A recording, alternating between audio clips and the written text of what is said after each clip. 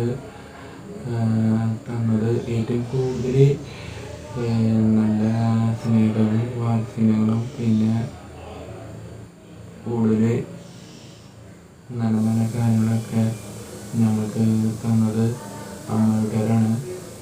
അപ്പോൾ അമ്മ വീട്ടുകാർക്ക് ഞങ്ങൾ ഒരുപാട് ഇഷ്ടം ആണ്. എന്നെയും എൻ്റെ ചേട്ടനെ എൻ്റെ അമ്മേനെയും പിരിയാൻ ഈ അമ്മ വീട്ടുകാർക്ക് താല്പര്യം പോലും ഇല്ല. കാരണം അവർക്ക് ഞങ്ങളുടെ സ്നേഹം തന്നെയാണ് ഏറ്റവും കൂടുതൽ. അതുകൊണ്ടാണ് അമ്മ വീട്ടുകാർ എൻ്റെ ചേട്ടനെയും എൻ്റെ അമ്മേനെയും എന്ത് ചെയ്തത് അമ്മ തറവാട്ടിലേക്ക് കൊണ്ടുപോയത്.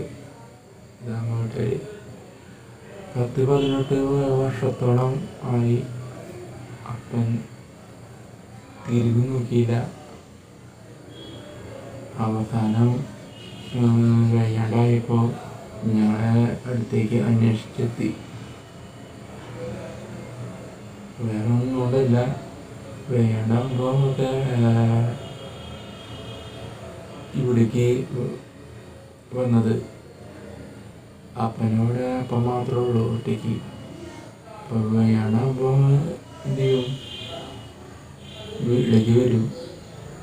എന്നിട്ട് അസുഖം ഭേദമാകുമ്പോൾ എന്ത് ചെയ്യും, വീണ്ടും അപ്പൻ്റെ വീട്ടിലേക്ക് പോകും. അത് ഒറ്റയ്ക്ക്. അതാണ് അപ്പൻ്റെ ജീവിതം ഗൈസ്. എൻ്റെ ജീവിതം അറിയാം. പക്ഷേ ഇതല്ല യഥാർത്ഥ സ്നേഹം. യഥാർത്ഥ സ്നേഹം കൂടിച്ചേരണം. അങ്ങനെ അപ്പനും അമ്മയും 2 മക്കളും സ്നേഹത്തോട് എന്ത് ചെയ്യണം, ഒന്നിച്ച് ചേരണം. പക്ഷേ എൻ്റെ സംശയം ചിലപ്പോൾ ഒന്നിച്ച് ചേരില്ല, ചിലപ്പോൾ ഒന്നിച്ച് ചേരും. നമുക്കറിയില്ല ഇതിൻ്റെ കാര്യം. അത് ദൈവത്തിൻ്റെ ഒരു ഇഷ്ടങ്ങളാണ്.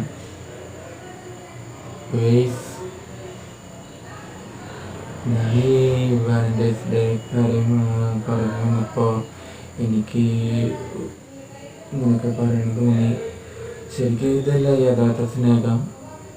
യഥാർത്ഥ സ്നേഹം പരസ്പരം തിരിച്ചറിഞ്ഞ് സ്നേഹിക്കുന്നതിനെയാണ് യഥാർത്ഥ സ്നേഹം.